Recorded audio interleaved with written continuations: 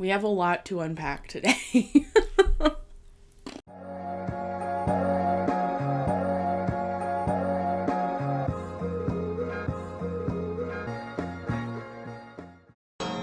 I love you, bitch. Oh my god. I ain't gonna never stop loving you, bitch. Hey everybody, welcome back to my channel. If you are new here, hello. If you are returning, welcome back. Thank you so much for sticking around. I really appreciate you, especially because I unexpectedly took like another month off from posting. Quick life update, which if you are not interested in this, you can skip to right here. I'll put a timestamp. But a quick life update, me and the boyfriend actually got the beer disease. And yeah, so that put us out of commission for about 2 weeks. We were both partially vaccinated, and we still got it. But I will say a quick PSA that I do think that it made our experience with it a lot less terrible than it could have been, being partially vaccinated. So please go get your vaccine if you are able to.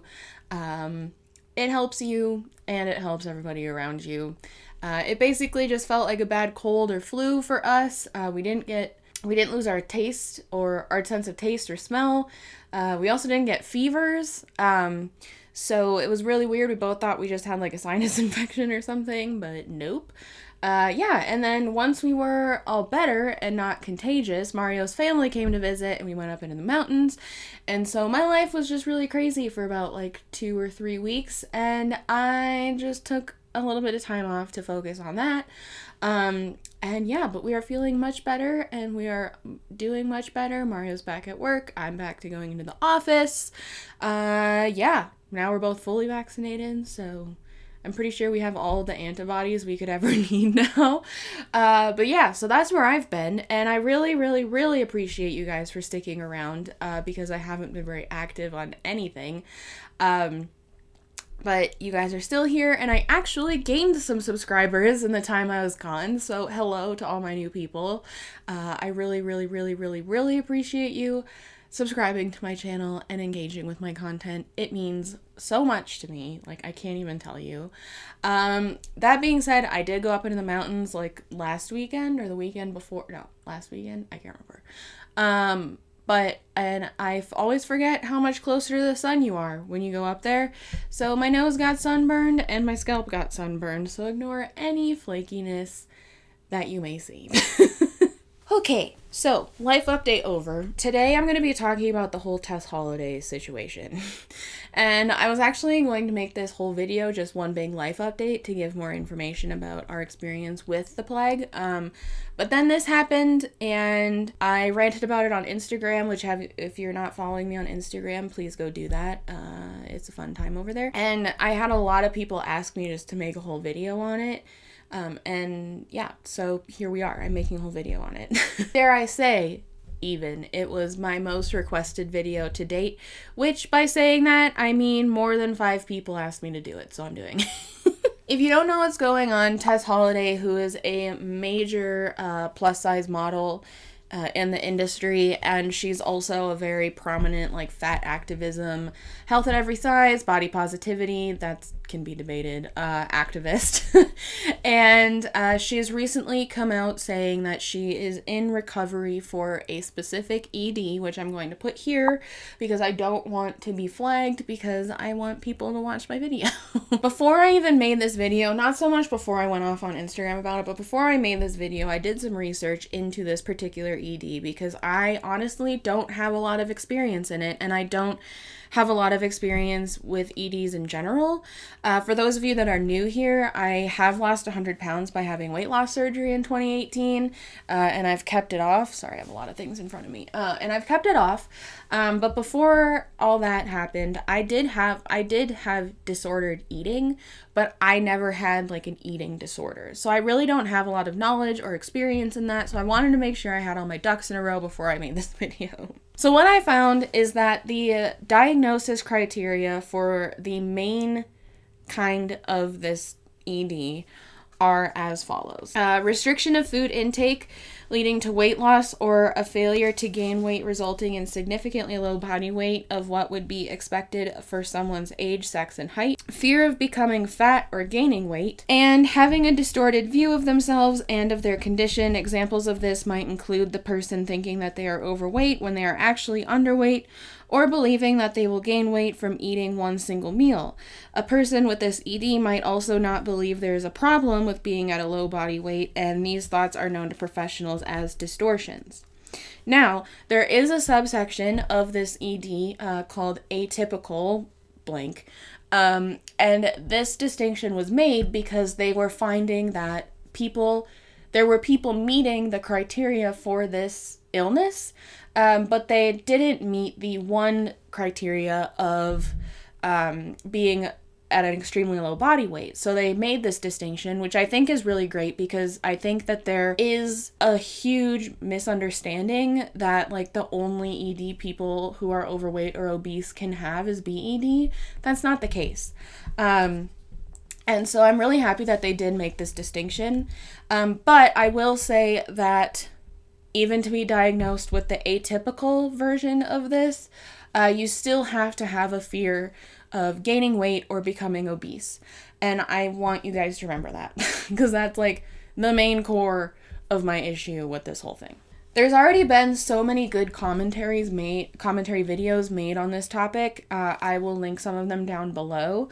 And so I didn't want to make another commentary video just on this ED situation with Tess.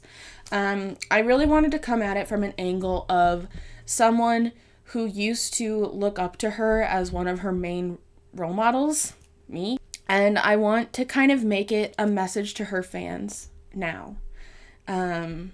Because I think what Tess is doing is extremely dangerous, and I thought it was dangerous before this happened. But this was kind of my last straw. Do I think it's possible that Tess has an ED? Absolutely. Do I think it's this particular one? I don't know. I don't have the experience or the knowledge to answer that question. I'm certainly not here to diagnose anybody. Everything I'm saying in this video is my opinion. I'm just going to put that out there. I went to art school. I don't know anything about this. Like, it's not my place to diagnose someone with this, but I am a little doubtful. I'm not going to lie. And like I said, I think either way, if she has it or not, what she's doing is very bad, for lack of a better term. This is my main message to the fans of Tess, particularly the young girls who look up to her.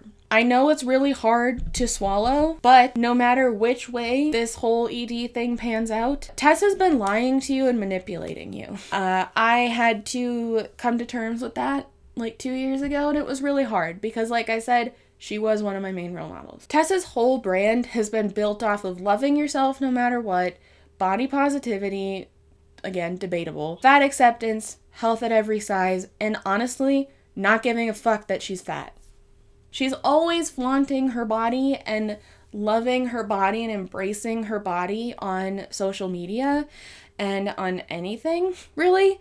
And I mean, if that's your thing, like, do your thing, bestie. Like, I'm not here to tell you to change. That's not my thing, but that's your prerogative. That's great. But if that's the case, that she really does truly love her body and that she, like, loves her fat and her fatness, then she doesn't meet the criteria for this ED, in my opinion. Because both typical and atypical versions of this ED, you have to have a fear of gaining weight and becoming fat. Tess has openly spoken about not caring if she gains weight. When she started working out with a celebrity personal trainer, she made it abundantly clear that she was not in it for weight loss. And she's also criticized people who have commented on her stuff, complimenting her, saying she looks healthy, saying that's not a compliment. In this instance, if she truly does love her body and she does love her fatness, she's lying to you about having this ED. A very serious, what I think actually is the most lethal, if not one of the most lethal, mental illnesses out there. And that's fucked up. She's also weaponizing it by saying people are treating her differently because she doesn't look like the stereotypical person associated with this illness. and she's weaponizing it to further her own agenda. And if she's lying about it to weaponize it to further her own agenda, that's even more fucked up and manipulative. She's treating it like some bold social or political statement when that is the last thing having a mental illness should be. Like, being an advocate is one thing, but like pretending, like acting like you're some sort of martyr by speaking out about it is so self-serving and it's just gross. As someone who has mental illness, I have mental illness. On the other hand, if she actually does have this diagnosis and she has been officially diagnosed with this ED, then I wish her all the best in her treatment and recovery. I truly do, because that's hard. But if that's the case, her entire brand has been built on a lie. It's really sad if she does have this because she's been in denial for so long. But I personally think if she's been in denial for that long, I think she saw an opportunity and she saw an untapped market and she saw a very a big lack of representation in social media and in fashion of someone who looked like her, and she saw it as her in. And she lied to her audience about how she felt about her body to further her career, if she does have this ED. When really, all while telling people that she loves her body and she loves her fatness, she was suffering silently, which honestly is sad. But it's also incredibly manipulative to lead your audience on to believe that you are just peachy keen and nothing's wrong. Like I said earlier, either way, she's been lying to you and manipulating you as a fan. Here's my story when it comes to Tess. I found Tess when I was like 17 or 18. And seeing someone who looked like me in mainstream media and as a model and just flaunting her body was honestly so refreshing to me, and it made me feel seen. I distinctly remember telling my mom I wish I could be like her. But as I started questioning my own health, I started looking at her content and her messaging through a more critical lens. I started to notice that she takes pretty much every hot button issue and somehow makes it relevant to her life. And I started to kind of see through this and notice that start to think that maybe she was doing it for personal gain to build her audience up even more. She disguises her messaging as calling it activism and creating a safe space, when really it's anything but. She claims to be body positive and she preaches to love your body no matter what, but if you are a follower of hers and she finds out that you start losing weight, watch out. I want to make it abundantly clear that I don't think having this kind of representation in the media is a bad thing at all. I think everybody deserves to see someone who kind of even resembles them a little bit in mainstream media, because there's so many different kinds of body types and people out in the world. And I think having a public figure that kind of looks like you is very beneficial, especially when you're growing up. And like I talked about in my fat acceptance video, finding the fat acceptance, body positivity community on social media really helped me build my own sense of style and my own originality in my sense of style, and I will never take that away from them. I did think it was really cool when she was featured on the cover of Cosmo. I did think that was very cool. When I started on my official journey to get weight loss surgery and to eventually losing 100 pounds, I really started to see that Tess almost takes advantage of her audience's vulnerabilities, and like I said, sells it as activism, and that's when I had to step away. Honestly, with the whole ED thing, I don't really see this as anything too different than what she has done in the past. I just think that it's creating a much larger issue, because there already is such a stigma around eating disorders, and she is just making it worse. I look at this through the lens of if 17-year-old Megan, who was still very much in the throes of looking up to Tess and wanting to be her, essentially, if 17-year-old Megan saw Tess come out and say she was dealing with this ED, I would have been so thrown for a loop and so confused about my own mental well-being and my own relationship with food, because I was already going through my own mental illness shit back then, and this would have made it so much worse. I'm genuinely concerned for all of her followers who are 17-year-old Megans and are seeing this. This is why I'm saying, if you are watching this video and you are a fan of Tess Holliday, I would highly, highly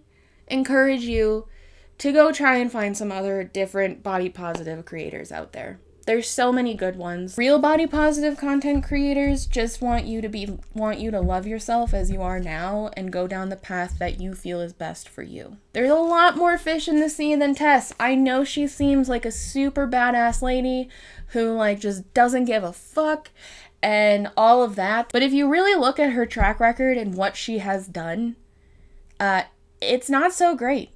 I really do think it's all very calculated to basically come off as relatable to as many groups of people who may feel alienated by society as possible, which and then just like makes her personal gain even more, you know? Like I think her actions in the past and with this are very calculated. That's my own opinion, but I followed her for a very long time. And I mentioned this in my fat acceptance video as well, like how it affected me. But the fat acceptance movement, which is particularly spearheaded by Tess, very much preaches the sentiment that it's fat people versus the world. Do I think fat people are treated unfairly in society? Absolutely. But do I think it's as big as fat people versus the world? No. And this is coming from someone who is still overweight, but has also lived life at over 300 pounds. So I would like to think I've experienced it from like both sides of the coin. Letting go of Tess's mindset and messaging is when I really truly started to accept myself and feel more comfortable in the world, because I let go of the fat people versus the world mindset. That's a very toxic mindset to be in. I'm rambling now, but I hope you're kind of getting my point with this. If you are a fan of Tess, I just want you to learn from my experiences that once you kind of get out of that sphere, I think you'll start feeling a lot better about yourself. I have a lot of followers that have reached out on Instagram or in YouTube comments since I started my channel, talking about their experiences with eating and recovering. And every single story makes my heart hurt for them so much, but it also makes me feel so proud of them, because I can't even fathom how hard recovering like that, or recovering from something like that, is. And I give so much credit to those who have. And I actually had a few of the same people and new people reach out to me about wanting me to talk about this topic, because they felt like what Tess is doing is extremely harmful to the ED community, especially the ED community surrounding people who are not dangerously underweight, because there's already a huge stigma and like gray area around that, and she is just making it so much worse. And I've said it before, and I kind of just said it, but I truly believe that recovering from an ED is one of the healthiest things you can do for yourself, both mentally and physically, and I have so much respect, and I am continually inspired by the people that reach out to me saying that they have done that or are in the process of doing that. I genuinely do think that whether or not Tess has this ED, she is weaponizing it to further her own agenda and to profit from it. And that's not how any mental illness should be treated. Like I said, it's one thing to be an advocate, but to use it for your own personal gain is disgusting. Anyways, I have rambled enough about this topic. I'm really looking forward to reading the comments and the conversations about this, because I feel like it is a very nuanced topic that I honestly don't have all the answers for. I just wanted to talk about my own experiences with Tess as an influencer in general, and why I think this probably should be the last straw for some people who still do follow her. That's my own opinion. Do what you want. But I just want to hear what you think. So sound off in the comments. Let me know what you think. I am very interested because, quite frankly, EDs are something that I do not have a lot of experience with. And I'd just like to hear more perspectives. That being said, leave any color heart emoji in the comments as well if you have made it this far. I love you all so much for watching this video and for sticking with me while I was gone again for like a month. And all of my links will be down below to all my various social medias, links to my Etsy store, which is actually currently on a break because I am preparing for a big launch soonish. But that will be down below. Links to my Patreon, to join my channel, all that good stuff will be down. Or not my Patreon. I don't have a Patreon anymore. What am I? Wow, I have not done this in a long time. Links to join my channel will be down below. And yeah, thank you guys so much for watching. I love you all so much. Stay kind to yourself. And yeah, I will see you in the next one. The next one's going to be me ranting about Demi Lovato because I missed out on that because I was sick and I still want to talk about it. Okay, bye. I love you all so much.